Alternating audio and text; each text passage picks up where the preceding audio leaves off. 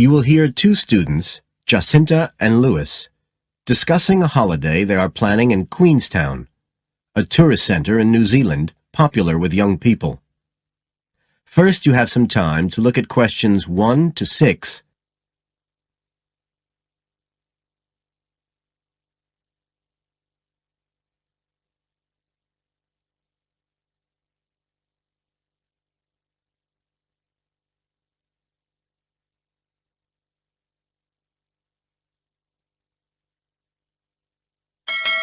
Now we shall begin.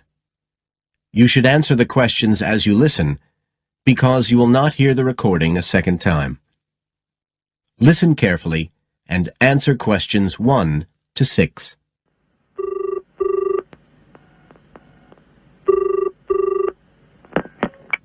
Hi, Lewis. It's Jacinta here. Oh, hi, Jacinta. I was just going to call you.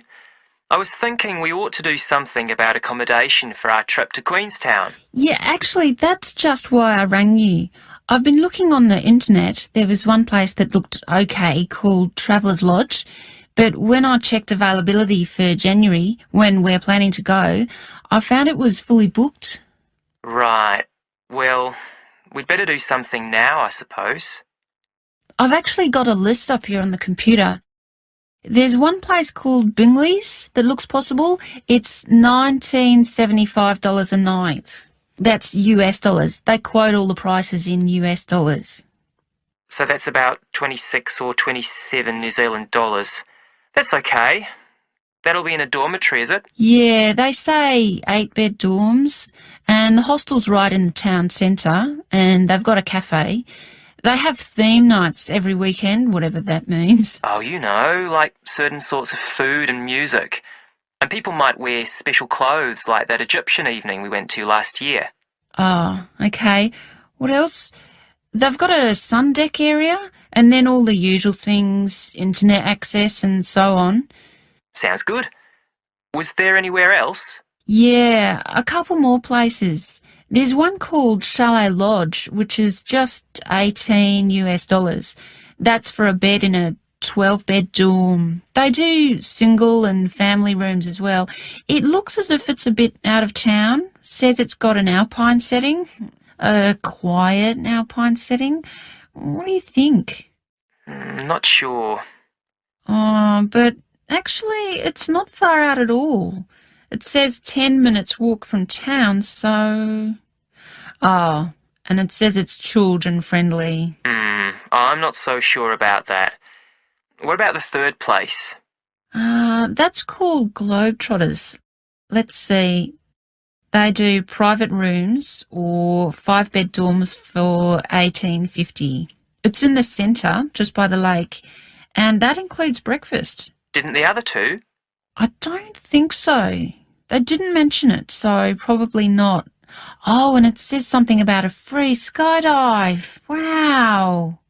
Don't know if I'm all that keen on jumping out of aeroplanes. Oh, actually, what it says is you can win a chance to do a skydive.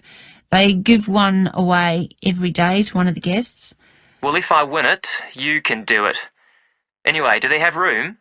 Yeah, I checked the availability. Shall I go ahead and book there then? Fine.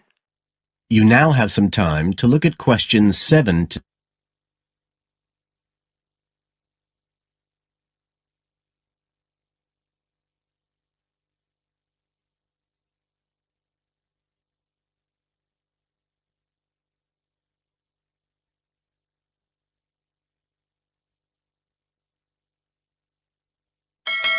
Now listen and answer questions 7 to 10.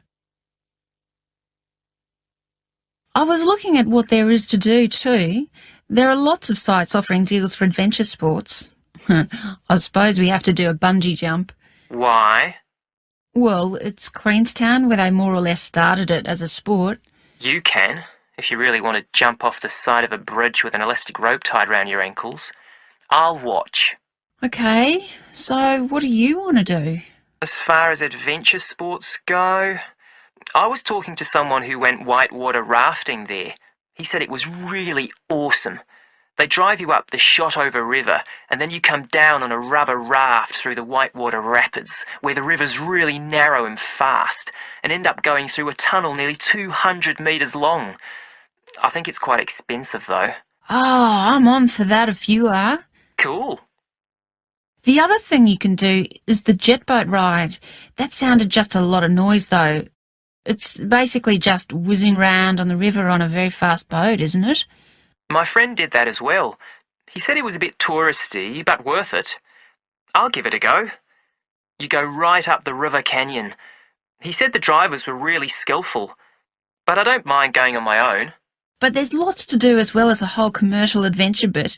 We ought to do some trekking. The scenery around there's amazing. I don't want to miss that. The place to start's Glenorchy, apparently, about 40 minutes drive. That's where lots of the wilderness trails begin. Okay, I'll pack my walking boots. I'd better start getting in training. I haven't done anything except sit at my desk for months. Now, is there anything else we need to decide?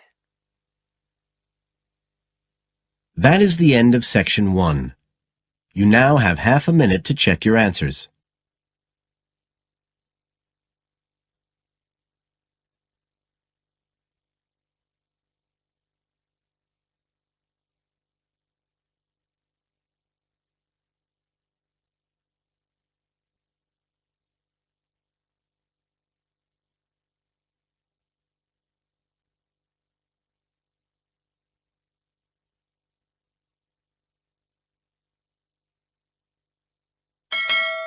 Now turn to Section 2. Section 2. You will hear a local radio program about cycling courses in London. First, you have some time to look at questions 11 to 14.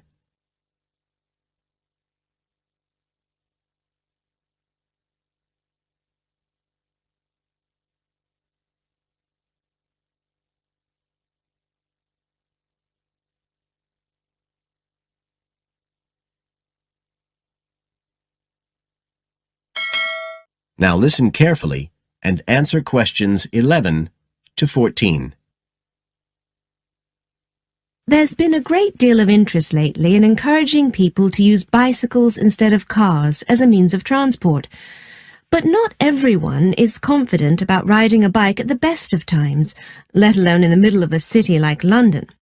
Jack Hayes is a professional trainer who works for a London-based company, City Cyclist, which provides cycle training for the public. What exactly does City Cyclist do, Jack? Well, our basic purpose is to promote cycling as a sustainable form of transport. We believe the best way to promote cycling is to teach people to use their bikes safely and with confidence. In European countries, people all learned from their parents, and they also learned in school. And when I tell them I teach people to ride bikes, they laugh. They think it's crazy. But here in London, it's completely different. You're approaching the point where a whole generation of people have grown up not being allowed by their parents to cycle because it was considered to be getting too dangerous. And so, in turn, they can't teach their children. We believe in realistic training.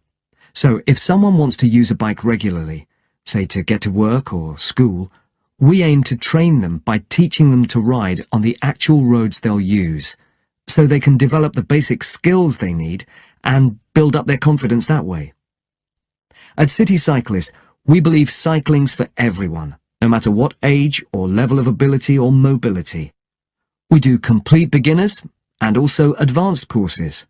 That's for urban cyclists who want to deal with things like riding in streets with complicated intersections and things like that. We don't promote the use of personal protective equipment for cyclists, and we endorse the policy of the European Cyclists Federation that parents should be allowed to make an informed choice as to whether or not their child wears a helmet. We believe the key to safe cycling is assertiveness, taking your place on the road. This has to be instilled right from the beginning. Assertive road positioning and behaviour is the key to safe cycling in congested urban environments. Some people are surprised that we don't promote the segregation of cyclists from motorised traffic, but we don't think that's practical in all urban environments. Instead, we teach people to use as much road space as they need to travel safely and effectively. You now have some time to look at questions 15 to 20.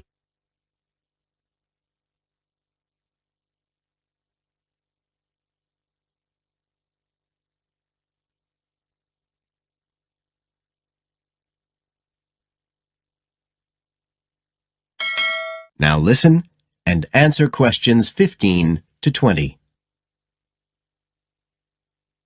Now, as well as courses for individuals, City Cyclist provides a number of services for organisations. For example, we can deliver fun, safe cycle training activities at schools, arranging courses so that the disruption of curriculum time is kept to a minimum. As well as this, in order to promote safe cycling, we have provided training courses for employees and staff of local councils. And we are also increasingly looking at developing training courses in companies in order to help employers work towards green transport plans by helping to increase the number of staff cycling to work. Right, so that's a brief summary of what we do. If any listeners would like to find out more about the organisation, you can have a look at our website. That's City Cyclist. C-I-T-I cyclist.co.uk. And in order to book lessons, you can either phone us on 020 7562 4028 or do it online. There's an application form on our website, and you can just download that and send it in. We charge £27.50 per hour for one-to-one lessons, plus £6 for each extra person. So you're looking at just £39.50 for a family of 3, say. If you've never been on a bike in your life before, we reckon we can get you riding in 1 hour, and for most people a course of road training usually takes 3 hours. But whether you're a parent or a child, an individual or an institution, we'll be happy to discuss your special needs and make a program just for you. That is the end of Section 2. You now have half a minute to check your answers.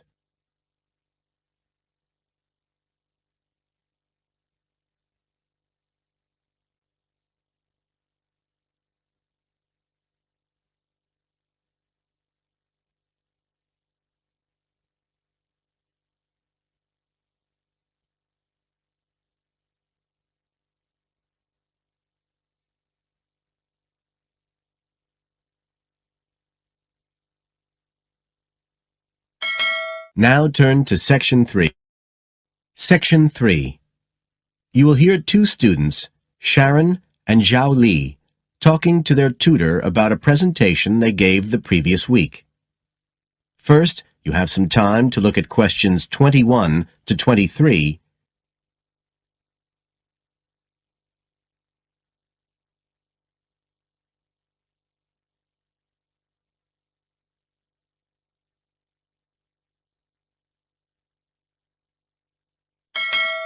Now listen carefully and answer questions 21 to 23. So, Sharon and Zhao Li, in your presentation last week, you were talking about the digital divide, the gap between those who can effectively use communication tools, such as the internet, and those who can't. And you compared the situation here in Northern Ireland with Southeast China.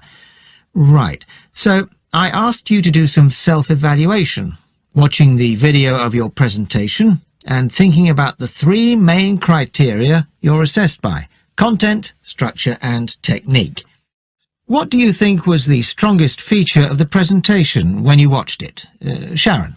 Well, I was surprised actually, because I felt quite nervous. But when I watched the video, it didn't show as much as I expected. So which of the criteria would that come under? Confidence? That's not actually one of the criteria as such. Zhao Li? Technique? It's body language and eye contact, isn't it? Well, I didn't think I looked all that confident, but I think that our technique was generally good, like the way we designed and used the PowerPoint slides. So, you both feel happiest about that side of the presentation? Okay, now on the negative side, what would you change if you could do it again? Well, at first I'd thought that the introduction was going to be the problem, but actually I think that was okay. We defined our terms and identified key issues.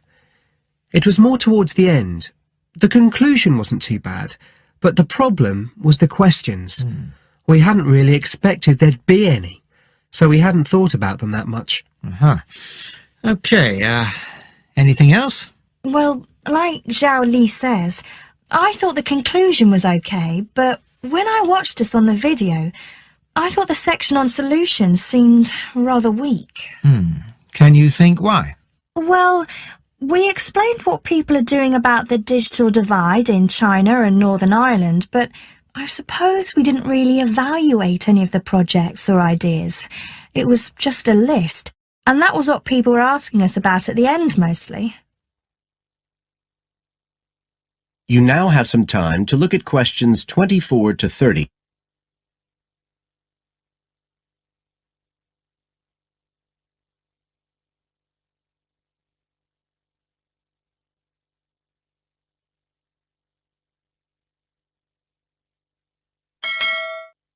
Now listen and answer questions 24 to 30. Okay. Now, I also asked you to get some peer evaluation from the other students. Yes, well, people said it was interesting, like the fact that in China the internet was used more for shopping than in Northern Ireland. They said sometimes it was a bit hard to understand because we were talking quite fast, but we didn't think so when we watched the video. No, it's a bit different though, because you know all this information already. If you're hearing it for the first time, you need more time to process it. That's why signposting the structure and organisation of the talk is important. That seemed okay. No one mentioned that as a problem. Some people said that we could have had more on the slides, like some of the other groups had nearly everything they said written up on the visuals as well. But other people said the slides were good. They had just the key points. Yes. And most people said we had quite good eye contact and body language. They all pointed out we'd overrun. They all said we were 5 minutes over. But we timed it afterwards on the video, and it was only 3 minutes. We were a bit unsure about the background reading at first, but I think we did as much as we could in the time. Anyway, no one commented on that under content. But one thing that did come out was that they liked the fact we'd done research on both Northern Ireland and China. Most other people had just based their research on one country. We managed to get quite a lot of data from the internet, although we had to do our own analysis, and we did our own surveys as well in both countries. So the class gave us best feedback for content, but it was all okay. Right. Well, that's quite similar to the feedback I'm giving you. I was very impressed by the amount of work you'd done and by your research methodology. So, actually, I'm giving you full marks for content. 5. The structure of the presentation was good, but not quite as good as the content. So, I gave that 4. And the same for technique. So, well done. Thank you. Now, the next stage is to write up your report. So, just a few pointers for you here. First of all, in your presentation, I think your ending was rather abrupt. You suddenly just stopped talking. It wasn't a big problem, but think about your closing sentences in your report. You want to round it off well. One thing I forgot to mention earlier was that I felt a very strong point was that after you'd given your results, you explained their limitations. The fact that we didn't have a very reliable sample in terms of age in China. Yes, that section. So don't forget to include that. And you had some excellent charts and diagrams, but maybe you could flesh out the literature review a bit. I can give you some ideas for that later on if you want. Okay, is there anything else you want to ask? No, thank you. Thanks. That is the end of section 3. You now have half a minute to check your answers.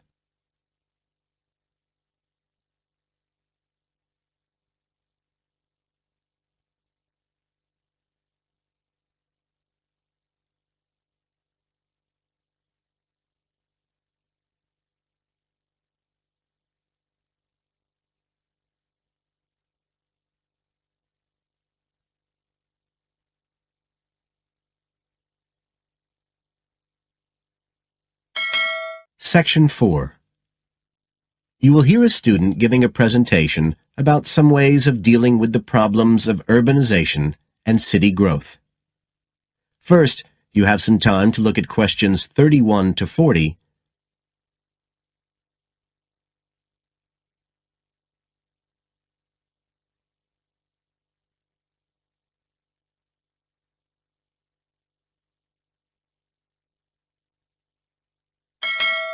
Now listen carefully and answer questions 31 to 40. Well, Adam's just been talking about some of the problems that have resulted from the rapid growth of cities in the last 100 years.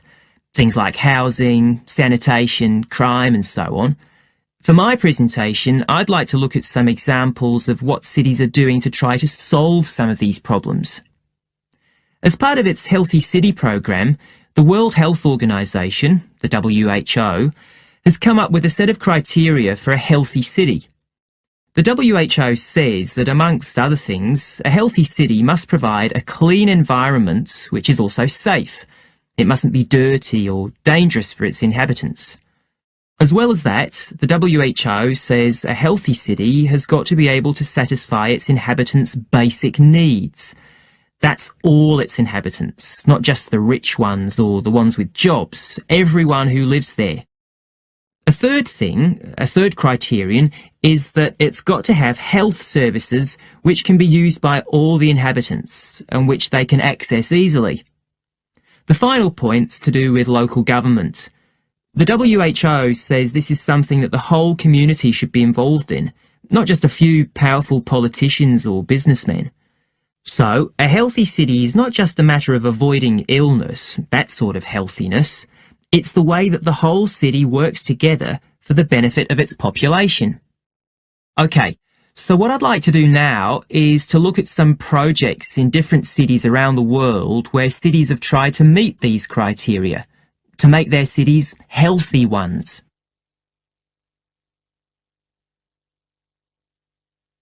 Right.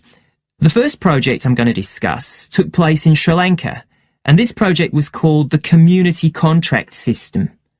Its aim was to improve the places where the poorest section of the population lived, the squatter settlements. Basically, the problem was lack of infrastructure, things like drains, paths, wells for water and so on. So, a program was set in place to construct this infrastructure. But what was different about it was that the residents did this, the people who actually lived there, not people from outside. And this meant that not only did the people end up with improved housing and infrastructure, but also, because they had contracts with the community, it improved their chances from an economic point of view. So that's the way the lives of people in one urban environment were improved. The next project I'd like to discuss took place in the capital city of Mali in West Africa. This project involved setting up a cooperative to try to solve the problems of sanitation in the old central quarters of the city. One of the main problems was a lack of a system for garbage collection, which meant that there were a lot of insects, and this was causing disease. And again, it's interesting to look at who was involved in dealing with this problem. In this case, the cooperative involved students who had graduated from secondary school in getting a system going. As well as that, the cooperative set up a campaign to educate the public about the importance of good sanitation through showing films and setting up discussion groups among the local people, especially women and adolescents. And the outcome was an increased environmental awareness, which led to changes in household behaviour, as well as improved living conditions. Okay, the third project was in Egypt, just outside the capital, Cairo, which is a city that's grown very rapidly in the last few decades. This project was based in a women's centre in a poor area called Makatam. The aim of the project was to support girls, young women from the area from poor families. So these were women who had no education. They'd never been to school, so they were totally illiterate, and they had no chance of getting jobs. At the Women's Centre, they were shown how to sew and how to weave, and once they'd learned these skills, they were given the equipment, a sewing machine or a loom, so that they could make things to sell and had a chance of earning their own living. And this project has meant that these young women have greater status in the community, but as well as that, they can enjoy a better quality of life. So I don't think the problem is that cities are bad. This world and its cities have the resources to provide for the population that lives there. What it takes is a stronger will and a better distribution of resources. That is the end of Section 4. You now have half a minute to check your answers.